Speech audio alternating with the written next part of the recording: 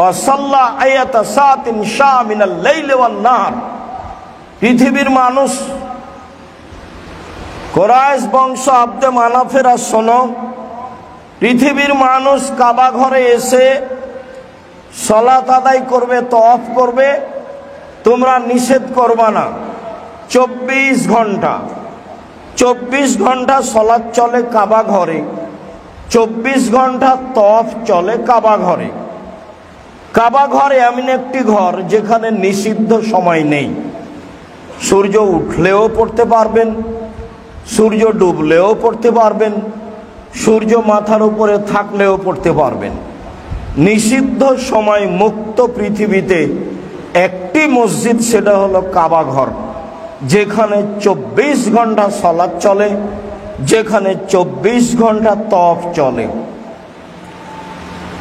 যদিও এখানে কথা বলার নেই, তবুও যারা হজ সফরে যায়, আমার অনুমান, আমার তদন্ত,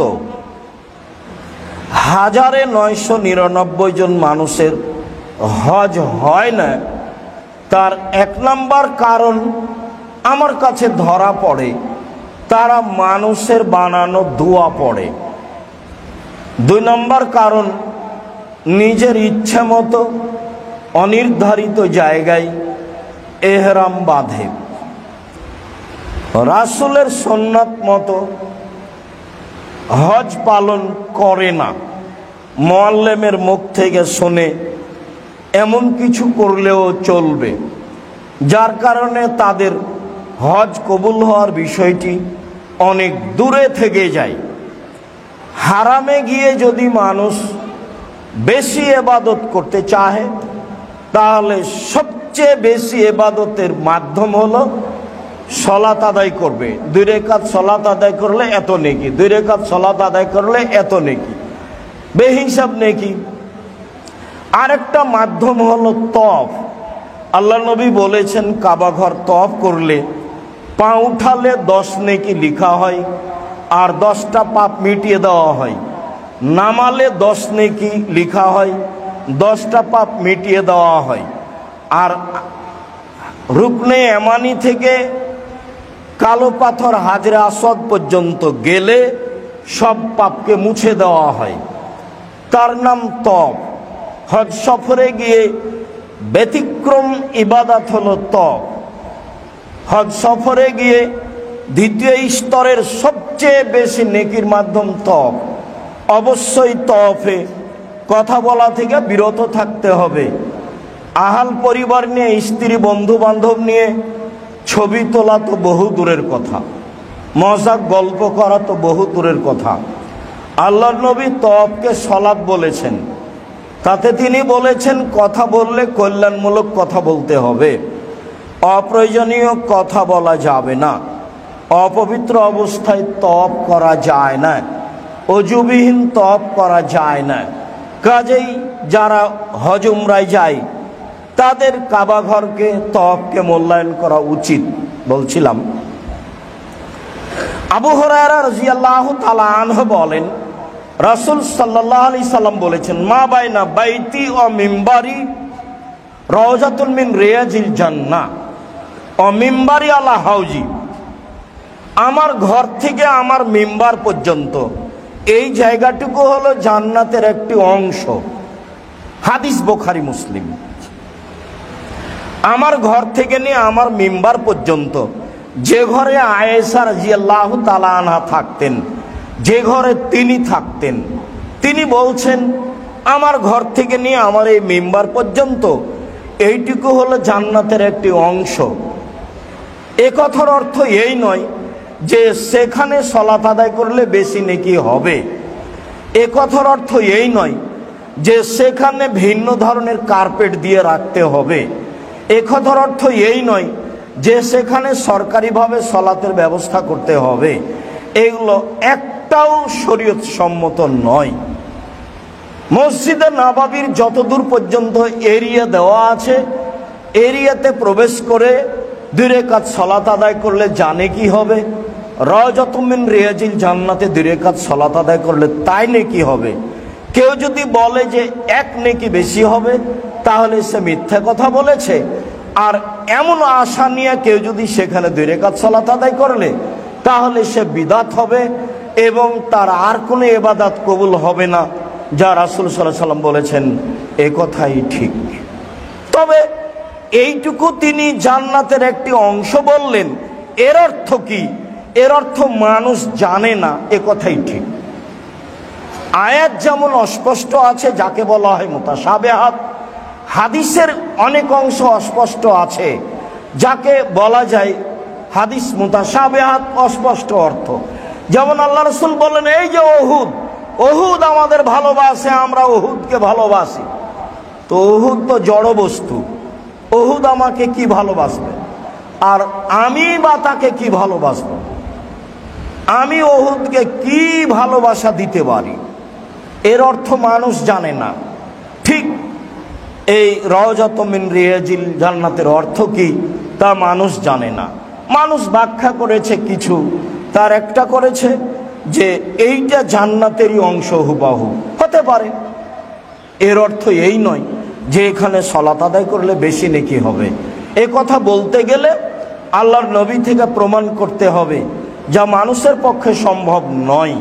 তা আমি স্পষ্ট করে একাধিক দিন বলেছি। তাতে বলেছি এখানে সালাত আদায় করলে বেশি নেকি হবে, এ কথা আল্লাহর নবী বলেননি, সাহাবী বলেননি, তাবেই বলেননি, কোন পৃথিবীর বিদ্বান বলেননি। অতএব মানুষের এই হিসাব ভুল, এ কথাই ঠিক। আবু হুরায়রা রাদিয়াল্লাহু তাআলা আনহু বলেন, রাসূল সাল্লাল্লাহু আলাইহি ওয়াসাল্লাম বলেছেন, মান গাদা ইলাল মসজিদা ওয়া রাহা, কেউ যদি মসজিদে যায় সকালে, মসজিদে যায় বিকালে, তাহলে আদাল্লাহু লাহু নুজুলাহু মিনাল জান্নাহ, তাহলে আল্লাহ তার জন্য জান্নাতে আল্লাহর পক্ষ থেকে মেহমানি তৈরি করবেন। মেহমানকে মানুষ খাওয়ানোর জন্য প্রস্তুতি নেয়, যে আমার বাড়িতে মেহমান আসবে, আমি তাকে ভালো খাওয়াবো মর্মে মানুষ প্রস্তুতি নিয়ে থাকে। আল্লাহর নবী বলছেন, মানুষ যখন সকালে বিকালে মসজিদে যায়, তখন আল্লাহ তাআলা নিজে ওই ব্যক্তিকে মেহমান মনে করে তার জন্য মেহমানি সাজাই জান্নাতে। এর অর্থ আপনাকে আমি কি দিয়ে বুঝাই? যেহেতু আমরা বুঝতে পারি না, কাজেই যথাযথভাবে মূল্যায়ন করতেও পারি না। আমরা মনে করি যে যেতে হবে সালাত আদায় করলে মসজিদে, তাই যাই, একটা ভারী কাজকে মেনে নিয়েছি, এটা আমরা মনে করি। আসলে তাই নয়। আবু সাঈদ খুদরি রাদিয়াল্লাহু তাআলা আনহু বলেন, রাসূল সাল্লাল্লাহু আলাইহি ওয়াসাল্লাম বলেছেন, আজামুল আজরে ফিস সালাতে, আজামুন নাসে আজরান ফিস সালাতে, মানুষের মধ্যে সবচেয়ে বেশি নেকি পাবে সালাতে ওই আবআদুহুম ফাবআদুহুম মামশান, যারা বেশি পায়ে হেঁটে মসজিদে যায়। যার যত পথ বেশি তার তত নেকি বেশি, যার যত পথ বেশি তার তত নেকি বেশি, যার যত পথ বেশি তার তত নেকি বেশি। বানু সালেমাকে লক্ষ্য করে আল্লাহর নবী বলেছিলেন, ইয়া বানি সালেমা দিয়ারাকুম তুকতাবু আসারুকুম, দিয়ারাকুম তুকতাবু আসারুকুম, শোনো, তোমাদের বাড়ি থেকে মসজিদ পর্যন্ত যে পায়ে হাঁটো, যত পরিমাণ হাঁটো তত পরিমাণ নেকি। তোমাদের হাঁটা যত বেশি নেকি তত বেশি, তোমাদের হাঁটা যত বেশি নেকি তত বেশি। অতএব মসজিদের পাশে বাড়ি করতে হবে, যেই সিদ্ধান্ত নিয়েছ সেই সিদ্ধান্ত থেকে ফিরে আসো। যেখানে বাড়ি আছে সেখানেই থাক, বেশি নেকি পাবা। এই কথা রাসূল সাল্লাল্লাহু আলাইহি সাল্লাম বলেন। উমামা বাহিলি রাদিয়াল্লাহু তাআলা আনহু বলেন, রাসূল সাল্লাল্লাহু আলাইহি ওয়াসাল্লাম বলেছেন, সালাসাতুন কুল্লুহুম জামিলুন আলাল্লাহ, তিন শ্রেণীর মানুষ আল্লাহর জিম্মেদারিতে থাকে, তার দেখাশোনা আল্লাহ তাআলা করেন। তিন শ্রেণীর মানুষ আল্লাহর জিম্মেদারিতে থাকে, তার দেখাশোনা আল্লাহ তাআলা করেন। এক, খারাজা গাজিয়ান ফি সাবিলিল্লাহ, যে ব্যক্তি আল্লাহর পথে যুদ্ধ করার জন্য বের হয়, ফাহুয়া দামিনুল আলাল্লাহ, সে আল্লাহর জিম্মেদারিতে থাকে। হাত্তা ইয়াতাফাহু ফাইদখিলাহুল জান্নাহ, তাতে যদি তার মরণ হয়ে যায় আল্লাহ তাকে জান্নাত দিয়ে দিবেন। বের হয়েছে আল্লাহর পথে, মরণ হয়ে গেলে ও জান্নাতে যাবে, এই কথা আল্লাহ রাসূল বলেন। তারপরে বলেন ওয়ায়ারুদ্দাহু, যদি আল্লাহ তাকে ফিরিয়ে দেয় তাহলে ফারাজাবে আজরিনাও গানিমা, ফিরে আসবে অনেক নেকি নিয়ে, গানিমাত অর্থ সম্পদ নিয়ে ফিরে আসবে, অনেক নেকি নিয়ে, অর্থ সম্পদ নিয়ে।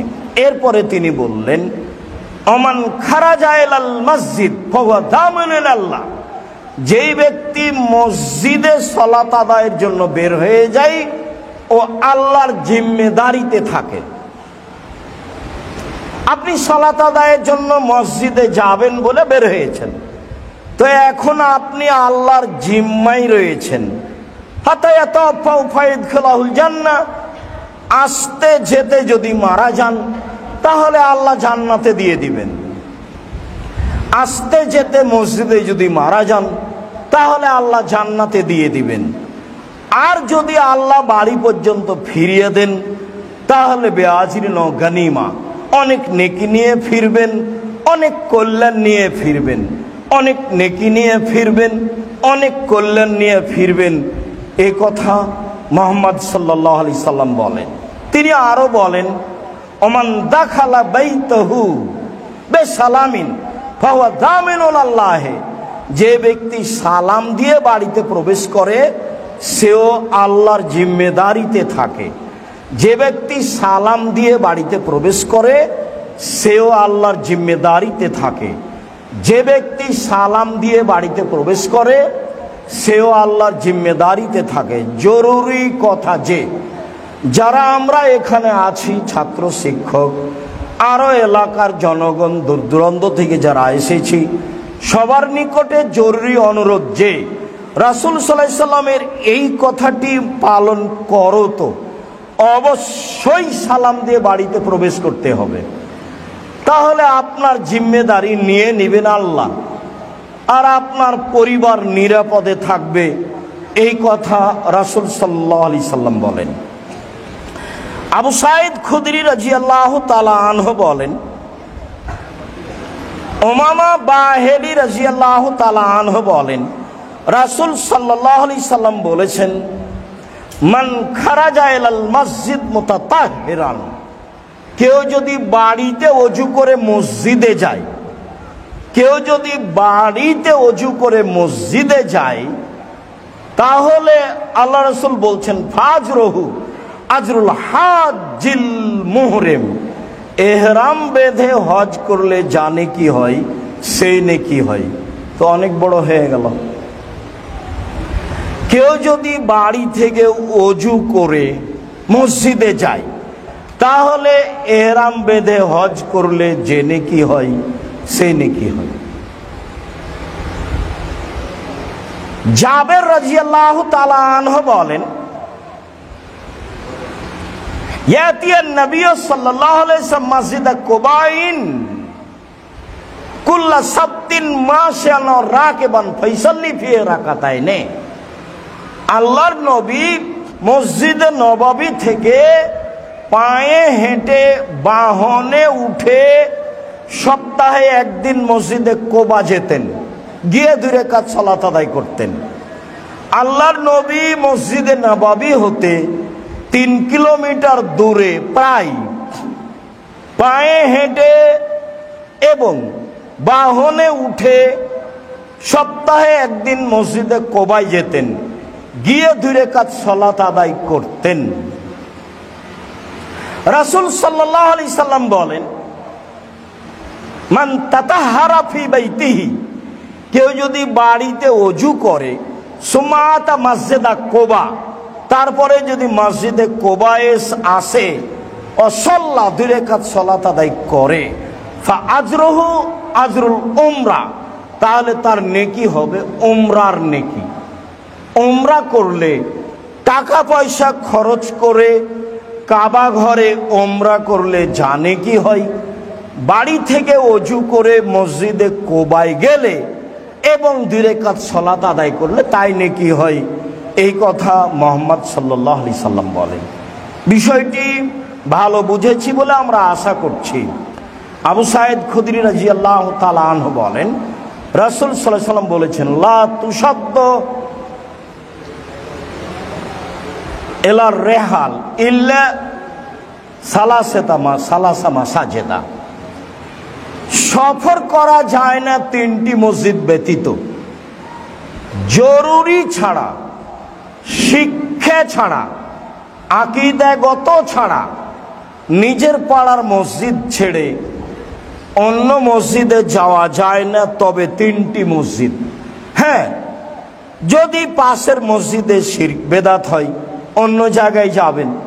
হ্যাঁ, অন্য কোনো খুতবা শোনার জন্য, জানার জন্য অন্য কোথাও যাবেন, সেইটা ভিন্ন কথা। এমনিতেই 3টে মসজিদ ছাড়া সফর চলে না। একটা হচ্ছে মসজিদে হারাম, একটা হচ্ছে আমার এই মসজিদ, আর একটা হচ্ছে বাইতুল মুকাদ্দাস। এই 3টি মসজিদের সফর চলে। মসজিদের বিবরণ আপনার সামনে সংক্ষিপ্তভাবে পেশ করছিলাম। সম্মানিত দিনী ভাই বোন, অবশ্যই আপনারা মসজিদের ফজিলত পায়ে হেঁটে গেলে কি হবে তা বুঝতে পেরেছেন। বিষয়টি স্পষ্ট হলে ওইভাবে ওযু করে মসজিদে আসার চেষ্টা করবেন। আল্লাহ নবী যা বলেছেন তা আমার আপনার জন্য হবে ইনশাআল্লাহ, হবেই হবে। আল্লাহুম্মা সাল্লি আলাইহি, আল্লাহুম্মা বারিক আলাইহি। আলহামদুলিল্লাহ ওয়াহদা, ওয়াসসালাতু ওয়াসসালামু আলা মান লা নাবিয়্যা বা'দা। মসজিদ পরিষ্কার পরিচ্ছন্নতা। আয়েশা রাদিয়াল্লাহু তাআলা আনহা বলেন, আমার রাসূলুল্লাহ সাল্লাল্লাহু আলাইহি সাল্লাম বিবিনাইল মসজিদ ফি দূরে ওয়া ইউনাজ্জাফা ওয়া ইউতাতায়্যাবা, আদেশ করলেন পৃথিবীর মানুষ তোমরা পাড়ায় পাড়ায় মসজিদ নির্মাণ করো, অক্তিয়া মসজিদ। পৃথিবীর মানুষ তোমরা পাড়ায় পাড়ায় মসজিদ নির্মাণ করো, অক্তিয়া মসজিদ। মসজিদ খুব সুন্দর করে ঝকঝকে করে পরিষ্কার রাখো এবং তা সুগন্ধিপূর্ণ করে রাখো। এ আদেশ রাসূল সাল্লাল্লাহু আলাইহি সাল্লাম করেন। মাওলানা আব্দুল্লাহিল কাফি আল কুরাইশি রাহিমাহুল্লাহ টাঙ্গাইল বল্লাই প্রায় 9টা মসজিদ, যদিচ সেখানে জুমা চলতো কিছু কিছু, সবকে এক জায়গায় করেছিলেন। একটা মসজিদ সেই সময়ে সাড়া দেয়নি, বাকি সবাই সাড়া দিয়েছিল। আজও দূর দূরান্ত থেকে মানুষেরা সেখানে এসে মসজিদে সালাত আদায় করে। আমি জামিয়া সালাফিয়ার সুবাদে, জামিয়া সালাফিয়ার সুবিধে আমি ভোগ করি এ কথা ঠিক নয়। আমি জামিয়া সালাফিয়ার কোনো সুবিধা ভোগ করি না। জামিয়া সালাফে অ্যাকশন দেখলে আমি তার টাকা দিয়ে দিই। যদি বলি তো জামিয়া সালাফিয়া চোখে দেখে পাড়ার লোক, এলাকার লোক। জামিয়া সালাফিয়ার সালাত আদায় করে এসে এলাকার লোক। জামিয়া সালাফিয়ার জন্য বাড়ি ভাড়া দিয়ে সুবিধা ভোগ করছে, ছেলে মেয়েকে পড়ানোর সুবিধাই এলাকার লোক। বেশি দামে জমি বিক্রি করে সুবিধা ভোগ করছে এলাকার লোক। দোকানপাট তৈরি করে সুবিধা ভোগ করছে এলাকার লোক। তবে কথা ঠিক যে মানুষ মানুষের উপকার করলে মানুষ উচিত শিক্ষা দেয়, মানে উল্টা শিক্ষা দেয়, এটা স্বাভাবিক। এটা আমি মনে করে নিয়েই সামনের দিকে আগাই, যার কারণে আমি আপনি কি করছেন তা কোনোদিন তুলে দেখিনি। আজকে এখানে মসজিদে জুমার খুতবা চালু হবে, চালু হওয়ার সুবাদে আমি সবাইকে দাওয়াত দেওয়ার জন্য বলেছি। প্রথমে মসজিদ চালু করব মনে করেছিলাম ওই চিকন রাস্তার ওই পাশে কিছু জমি আছে সেখানে। তারপরে মনে করেছিলাম যে এখানে কবরস্থান আছে, কবরগুলি সরিয়ে দিয়ে সেখানে। তারপরে মনে করেছিলাম এইখানে যেখানে পুকুর ছিল সেখানে। ঘুরতে ঘুরতে তাকদির বশত মসজিদ নির্মাণ হলো এখানে। আমি কোথায় মসজিদ নির্মাণ করব এইটা চূড়ান্ত সিদ্ধান্ত নিনি, ঝুলন্ত অবস্থায় এভাবে ঘুরছিলাম। ঘুরতে ঘুরতে এই জায়গায় চূড়ান্ত হলো। তো আলহামদুলিল্লাহ, জমি মসজিদের জন্য বিক্রি করলো সর্বপ্রথম ওদুর ছেলে বাবু। তো আমি তাদের কল্যাণ শুকরিয়া আদায় করি। তারপরে জমি বিক্রি করলো মধুর ছেলে জামাল। তো আমাকে ভালো লাগে, বিক্রি হয়েছে মসজিদ হয়েছে এটা কথা। তারা যে মূল্য নিয়েছে সে মূল্য তেমন কিছু নয়। এখনো যে মসজিদের বাকি অংশ আরো বাকি আছে সেইগুলোর ব্যবস্থা যারা নিবে ফলাফল তারাই ভোগ করবে। কিভাবে হবে হবে নিশ্চিত ইনশাল্লাহ, একদিন হবেই। তো যারা তৈরি করবে, যারা সুবিধা করবে তারা ক্ষতিগ্রস্ত হোক এইটা আমি চাইনি। আমি কোনো কাজের কোনো কর্মের প্রতিশোধ নিই না। প্রতিশোধ নেওয়া কাজটা আমি বাতিল করেছি, প্রতিশোধ নিই না। আর মাফ করি, ঠিক আছে মাফ করলাম, ঠিক আছে মাফ করলাম, ঠিক আছে মাফ করলাম। আজও এই পথে আছি। আমি যদি সিজদা করে শুকরিয়া আদায় করি তবুও আমার সন্দেহ হয় যে মনে হয় শুকরিয়া আদায় হলো না। আলহামদুলিল্লাহ তো বলি, তারপরেও মনে হয় যে মনে হয় হলো না শুকরিয়া আদায় করা। তখন সিজদা করে শুকরিয়া আদায় করি আল্লাহর। বিশাল ব্যাপার। এই জায়গাখানে পাইলিংয়ে প্রায় 2 কোটি টাকা খরচ আছে, প্রায় মেঝে ঢালাই পর্যন্ত প্রায় 2 কোটি টাকা খরচ আছে, উপরে প্রায় 2 কোটি টাকা খরচ আছে। এই কি 2-1 টাকা কেনার কথা বলিনি। সম্মানিত দিনী ভাই বোন, বলছিলাম যে আপনারা এলাকাবাসী, আজও বলছি, নিজের মসজিদগুলিকে ওয়াক্তে মসজিদ ঘোষণা করে নিজের প্রতিষ্ঠানের বড় মসজিদে জুমার দিনে আসেন, আপনার জন্য ভালো হবে। আল্লাহ নবী পাড়ায় পাড়ায় মসজিদ তৈরি করতে বলেন এবং তা পরিষ্কারের জন্য আদেশ করেন। মসজিদ পরিষ্কার রাখতে হবে, এটা আল্লাহ নবীর আদেশ। আনাস রাদিয়াল্লাহু তাআলা আনহু বলেন, আল্লাহ রাসূল বলেছেন, আল বোজাকু ফিল মসজিদে খাতিয়া, মসজিদে থুতু ফেলা পাপ, ওয়া কাফফারাতুহা দাফানুহা, আর তার কাফফারা হচ্ছে মিটিয়ে দেওয়া, পরিষ্কার করে দেওয়াই হচ্ছে তার কাফফারা। উমামা বাহিলি রাদিয়াল্লাহু তাআলা আনহু বলেন, রাসূল সাল্লাল্লাহু আলাইহি সাল্লাম বলেছেন, ওরেজাত আলাইয়া আমাল উম্মতি, আমার উম্মতের সব আমল আমার সামনে পেশ করা হলো। এই কথাটা একটু ভালো করে বুঝেন তো। আমার উম্মতের সব আমল আমার কাছে পেশ করা হলো। ফাওয়াজাদতু মাহাসিনা আমালিহা আও ফি মাহাসিনি আমালিহা, আমি সবচেয়ে ভালো নেকি দেখলাম, উত্তম নেকি দেখলাম, আল আযা ইউমাতানিত তরিক, ওই নেকি, যে নেকিগুলি রাস্তায় আবর্জনা কষ্টদায়ক জিনিস পড়েছিল সরিয়ে দেওয়ার কারণে হয়েছে, ওই নেকি সবচেয়ে উত্তম নেকি। রাস্তায় একটা কুকুর মরে পড়েছিল, সরিয়ে দিয়েছে, এই নেকিটা আমার কাছে সবচেয়ে উত্তম নেকি। রাস্তায় একটা গাছ পড়েছিল, কেটে সরিয়ে দিয়েছে, সেই নেকিটা আমার কাছে সবচেয়ে উত্তম নেকি, এইটা আমার কাছে পেশ করা হলো। তারপরে অজাদ্য মাসাবি আমালিহা, আমার উম্মতের সবচেয়ে যেটা খারাপ নেকি পেলাম সেটা হলো এই আন্নখাত ফিল মসজিদ, আন্নখাত তাকুনু ফিল মসজিদ ওয়ালা তুদফালহা। মসজিদে শিকান, মসজিদে ময়লা পড়ে আছে, তা পরিষ্কার করা হলো না, এইটা সবচেয়ে খারাপ পাপ, পাপ হিসাবে আমার কাছে পেশ করা হলো। যত পাপ আছে তার মধ্যে সবচেয়ে খারাপ পাপ হলো আমার কাছে যেটা পেশ করা হলো, মসজিদ পরিষ্কার করা হলো না, সেই পাপটা সবচেয়ে খারাপ পাপ আমার কাছে পেশ করা হলো।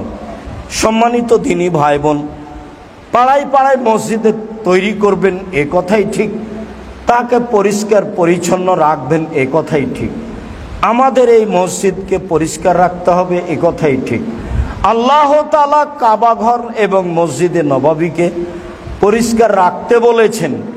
ইসমাইল এবং ইব্রাহিম বাপ বেটাকে বলেছেন যে এই কাবা ঘর তোমরা পরিষ্কার রাখো, যার কারণে কাবা ঘর এবং মসজিদে নববী সরকারিভাবে পরিষ্কার করা হয়। হাজারো লাখো কর্মচারী আছে তা পরিষ্কার করার জন্য। এরপরে আমরা যাই মসজিদের ব্যাপারে সতর্কবাণী।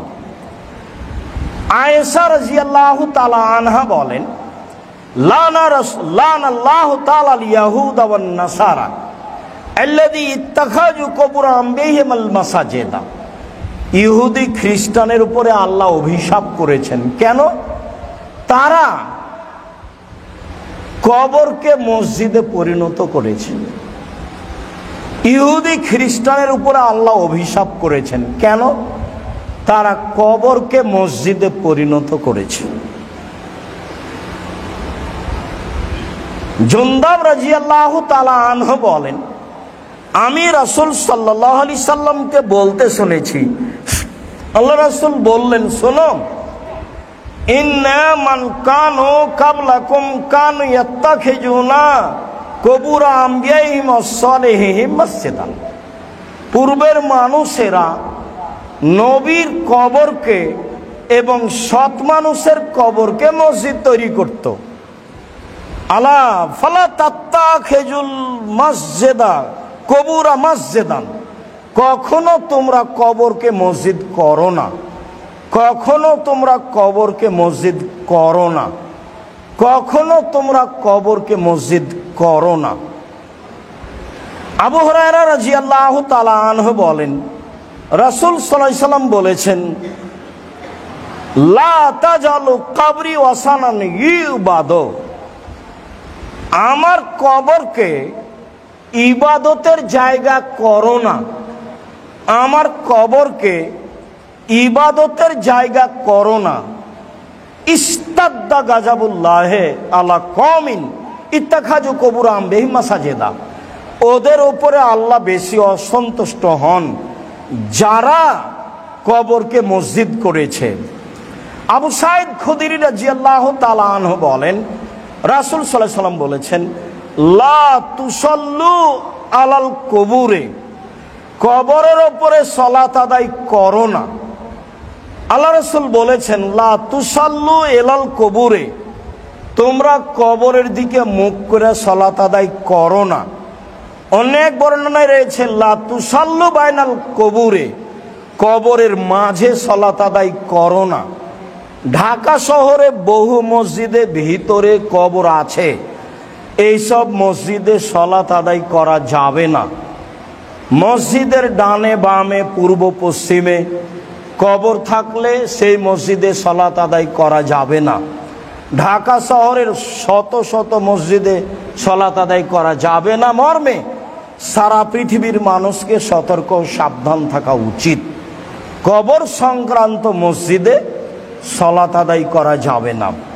ফজিলতে আমরা আরো কিছু কথা বলি। আবু হুরায়রা রাদিয়াল্লাহু তাআলা আনহু বলেন, রাসূল সাল্লাল্লাহু আলাইহি সাল্লাম বললেন, আলা আদুল্লাকুম মাইমুল্লাহু বিল খাতায়ার বেদারাজাত, আমি কি তোমাদের এমন আমলের কথা বলে দিব না যাতে পাপ মিটে যাবে, মান বেড়ে যাবে? আমি কি তোমাদের এমন আমলের কথা বলে দিব না যাতে পাপ মিটে যাবে, মান বেড়ে যাবে? সাহাবীগণ বললে, বলেন কিসে পাপ মিটে যাবে, মান বেড়ে যাবে? ভালো কথা। আল্লাহ রাসূল বললেন, ইসবাগুল উযু আলাল মাকারিহি, কষ্টের সময়, শীতের সময় ভালো করে ওযু করলে পাপ মিটে যাবে, মান বেড়ে যাবে। ওয়া কাসরাতুল খুতা ইলাল মসজিদ ইলাল মাসাজিদ, পায়ে হেঁটে মসজিদে গেলে, বেশি বেশি পদক্ষেপে মসজিদে গেলে পাপ মিটে যাবে, মান বেড়ে যাবে।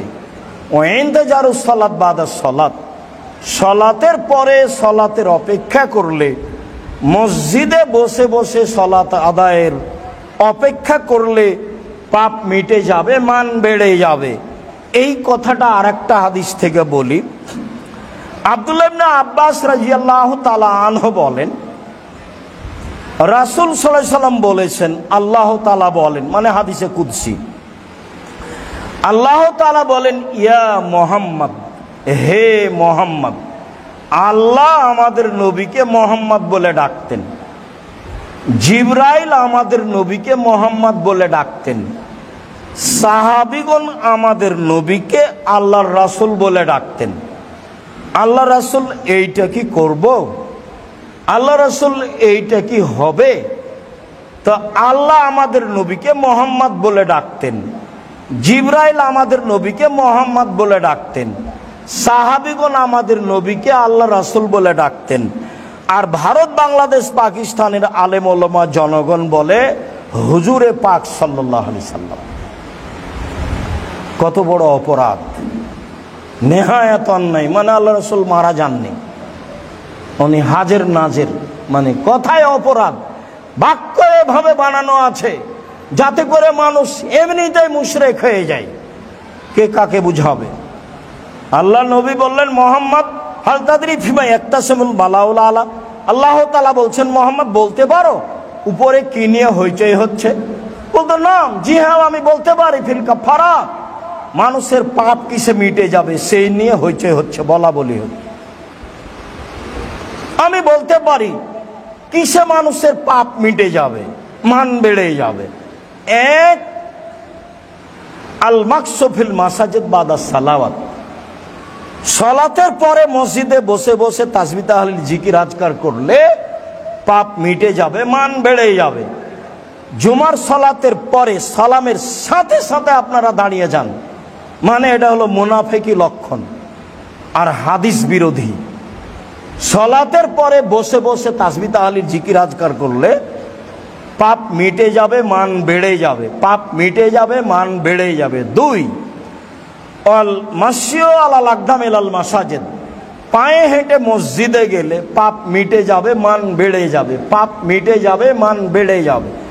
তিন, এবলাগুল ওযু আলাল মাকারিহি, কষ্টের সময় ভালো করা, ইসবাগুল ওযু, কষ্টের সময় ভালো করে ওযু করলে পাপ মিটে যাবে, মান বেড়ে যাবে। শীতের সময় ভালো করে ওযু করলে পাপ মিটে যাবে, মান বেড়ে যাবে।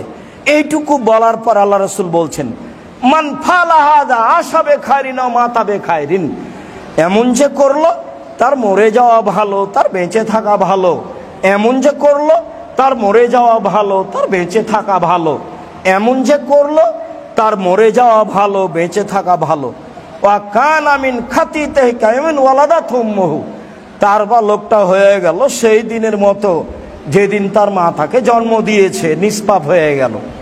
তারপর লোকটি হয়ে গেল সেই দিনের মতো যেদিন তার মা তাকে জন্ম দিয়েছে, নিষ্পাপ হয়ে গেল। পায়ে হেঁটে মসজিদে গেলে মানুষ নিষ্পাপ হয়ে যায়, সুন্দর করে ওযু করলে মানুষ নিষ্পাপ হয়ে যায়, মসজিদে বসে বসে তাসবিহ তাহলিল জিকির আজকার করলে মানুষ নিষ্পাপ হয়ে যায়, যা রাসূল সাল্লাল্লাহু আলাইহি ওয়াসাল্লাম বলেন।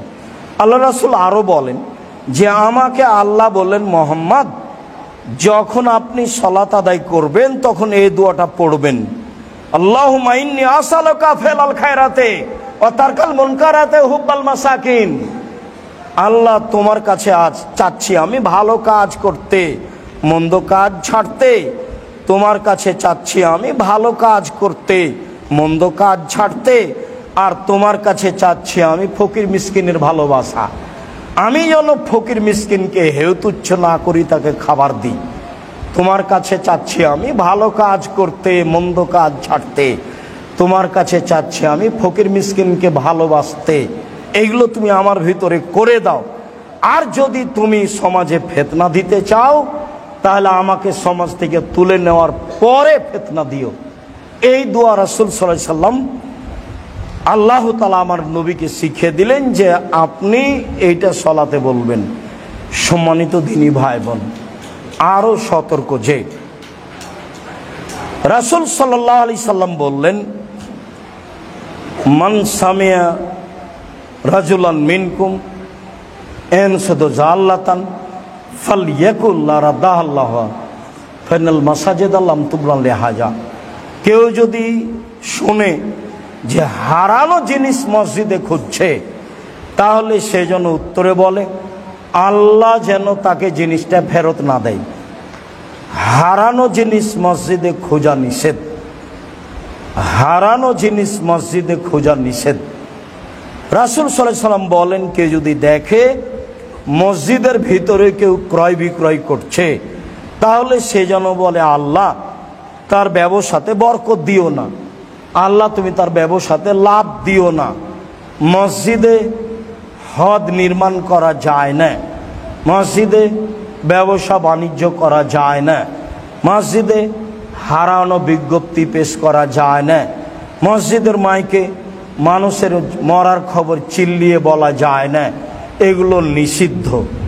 মসজিদে ঢুকলে বলতে হবে আল্লাহ মাফতালি আবওয়াবা রাহমাতিক, তোমার রহমতের দরজা খুলে দাও, রহমত চাচ্ছি। বের হলে বলবে আল্লাহুম্মা নাসআলুকা মিন ফাজলিক, আল্লাহ তোমার কাছে আমি ফাজল, তোমার অনুগ্রহ অনেক, সব কিছু চাচ্ছি। এতক্ষণ রহমত দিয়েছিলে, এখন মসজিদ থেকে বের হয়ে জমি চাষ করব, ফল ভালো দাও, ব্যবসায় নামবো, ফলাফল ভালো দাও, দুনিয়াতে যা আছে অর্থ সম্পদ সব ব্যবস্থা করে দাও, ফাজল অনুগ্রহ দাও।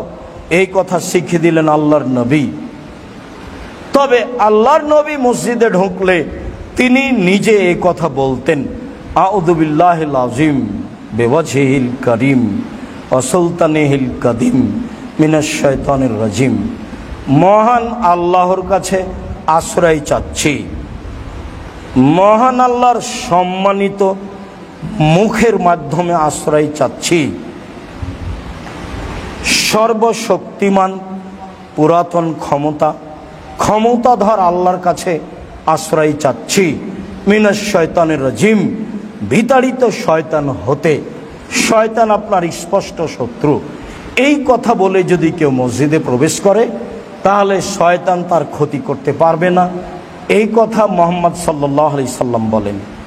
আলোচনার শেষে এসে আরেকটি জরুরি কথা, রাসূল সাল্লাল্লাহু আলাইহি সাল্লাম বলেন, ইজা দাখালা আহাদুকুমুল মসজিদ ফালিসাল্লি রাকাতাইন কাবলা ইয়াজলিসা, তোমাদের কোনো ব্যক্তি মসজিদে ঢোকে যেন আগে 2 রাকাত সালাত আদায় করে। এই ছেলে বসো, তোমরা যারা বড় ছেলে, ওই ছেলেগুলো ছোট ছেলেগুলো ওদের তো বুঝ নাই, ওরা দৌড়িয়ে বেড়াচ্ছে, এটা তোমরা দেখো না কেন? আর যেই ছেলেগুলো মাঠে দৌড়াচ্ছে এগুলো যদি আপনাদের ছেলে হয় তাহলে আপনাদেরও ভুল, আর যদি আপনাদের না হয় তাহলে আমার ভুল। আমি তো আপনাদের বলেছি বাসা ভাড়া নিয়ে থাকিয়েন না। বাসা ভাড়া নিলে আপনার লস, আপনার বউয়ের লস, আপনার ছেলে মেয়ের লস। আপনার বউ ছেলে মেয়ে কন্ট্রোল করতে পারবে না, এটা ভুল হিসাব। আপনি থাকেন সৌদি আরবের, এখানে বউ ছেলে কন্ট্রোল করবে মানে ভুল হিসাব। আপনার স্ত্রী বাজার করে বেড়ায়, ছেলে মেয়ে কন্ট্রোল করতে পারবে, অতি সহজ ব্যাপার। ইহুদিদের কাছে শয়তানের কোনো কাজ নেই, ওরা জাহান্নামে যাবে। খ্রিস্টানের কাছে শয়তানের কোনো কাজ নেই, ওরা জাহান্নামে যাবে। হিন্দুদের কাছে শয়তানের কোনো কাজ নাই, ওরা জাহান্নামে যাবে। যারা আকীদায় শিয়া তাদের কাছে শয়তানের কোনো কাজ নাই, তারা জাহান্নামে যাবে।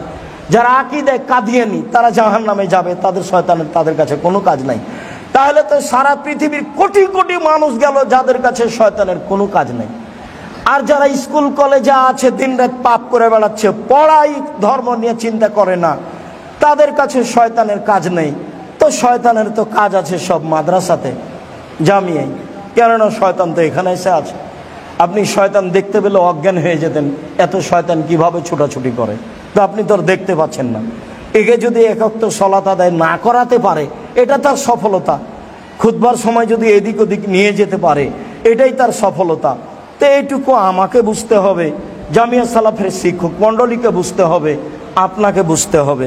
সম্মানিত দিনী ভাই বোন, মসজিদে ঢুকে 2 রাকাত সালাত আদায় করতে হবে বাধ্য। উল্লেখ্য যে মসজিদের 2 রাকাত সালাত আদায়ের জন্য নিষিদ্ধ সময় নেই। জুমার খুতবা চলাকালীন কেউ যদি ঢোকে, তবুও তাকে 2 রাকাত সালাত আদায় করতে হবে, তারপরে বসবে। এটা হলো মসজিদের হক, এটা আল্লাহর হক, এটা আল্লাহর ঘর। এখন আল্লাহর ঘরে বসবেন তো অনুমতি কিভাবে নেবেন? আল্লাহকে গিয়ে বলবেন যে আমি কি বসতে পারি? এটি কোনো পথ আছে? পথ কি?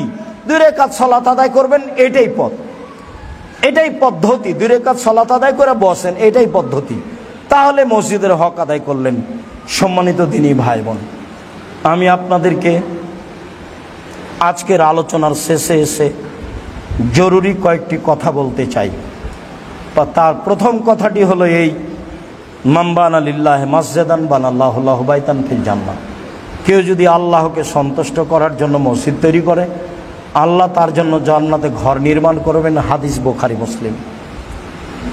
যারা এই মসজিদে জমি দিয়েছে, যারা এই মসজিদে জমি বিক্রি করেছে, যারা এই মসজিদে টাকা পয়সা দিয়েছে, যারা এই মসজিদে ঢালাইয়ের ব্যবস্থা করে দিয়েছে, আল্লাহ তুমি তাদেরকে ক্ষমা করো, তুমি তাদের জন্য জান্নাতে ঘর তৈরি করো, তোমার নবীর ওয়াদা পূর্ণ করে দাও, তুমি তাদের ব্যবসা বাণিজ্যের নিরাপত্তা দাও, তুমি তাদের ব্যবসা বাণিজ্যে বরকত দাও, তুমি তাদের আহাল পরিবারকে হেফাজতে নিরাপদে রাখো, তুমি এই দাবি কবুল করো। পরের কথা, এলাকাবাসী গ্রামবাসী যারা এসেছেন, ভালো, আপনাদের মসজিদ আপনারা এসেছেন। যারা আসেনি, আল্লাহ তুমি তাদের পথ সহজ করে দাও, তারা যেন সহজেই আসতে পারে।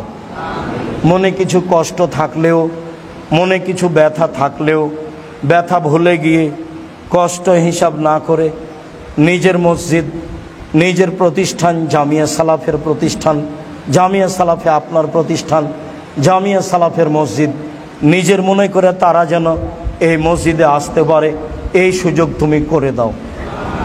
এলাকাবাসীর মুখ তুমি এই জামিয়া সালাফের দিকে করে দাও, তারা যেন এই জামিয়া সালাফিকে অন্তর থেকে ভালোবাসতে পারে। শেষে আরও 2টি কথা। তার প্রথম কথাটি হলো এই যে অবশ্যই একটু জামিয়া সালাফের জন্য দোয়া করবেন। যখন নিজের জন্য দোয়া করেন, নিজের জন্য, ছেলে মেয়ের জন্য, তখন একটু বলবেন আল্লাহ তুমি জামিয়া সালাফে কবুল করো। এইটুকু আমার দাবি, এই দাবিটুকু পূর্ণ করবেন। যারা আমার সামনে আছেন তারা, যারা অনলাইনে সময়ে জানতে পারবেন তারা, পৃথিবীর যে কোনো প্রান্ত থেকে এখন অনলাইনে আছেন তারা, সকল দিনী ভাই বোনকে আমি আন্তরিকভাবে অনুরোধ জানাচ্ছি, আপনারা একটু আপনাদের দোয়ার সাথে এই কথাটা সামিল করে নেবেন, আল্লাহ তুমি জামিয়া সালাফিকে কবুল করো, আল্লাহ তুমি এই বাইতুল হাম জামি মসজিদকে কবুল করো। এই বাইতুল হাম জামি মসজিদে কোনো সমস্যা থাকলে সেটা তুমি দূর করে দাও। এইটা আমার প্রথম দাবি। আর দ্বিতীয় দাবি হলো এই, বিশ্বাস রাখবেন আমি কচুর পাতার পানি, মানে আমার নিজস্ব কোনো ক্ষমতা নেই, আমি কোনো দল সংগঠন করি না। দলমুক্ত প্রতিষ্ঠান জামিয়া সালাফিয়া, সংগঠনমুক্ত প্রতিষ্ঠান জামিয়া সালাফিয়া, হিংসামুক্ত প্রতিষ্ঠান জামিয়া সালাফিয়া, দেশের সবচেয়ে বড় প্রতিষ্ঠান জামিয়া সালাফিয়া, আয়াতনে বড়, ছাত্রতে বেশি, শিক্ষক সংখ্যা বেশি। জামিয়া সালাফিয়া এখন প্রায় 300 জন শিক্ষক শিক্ষিকা আছে। এখন উপস্থিত 3 জন শিক্ষক আছেন মদিনা বিশ্ববিদ্যালয়ের, যারা শিক্ষকতা দার্স পেশ করছেন রাজশাহীতে। 12 তারিখে আসবেন মদিনার 10 জন বড় বিদ্বানের একজন বড় বিদ্বান সালেহ আল সিন্দি। ইনশাআল্লাহ তিনি 3 দিন থাকবেন জামিয়া সালাফে রাজশাহীতে। যারা এখান থেকে গেছে তারা শেষ পর্যন্ত থাকবে এবং সেদিন অন্যান্য জায়গা, অন্যান্য প্রতিষ্ঠান থেকে ছেলেরা যাবে।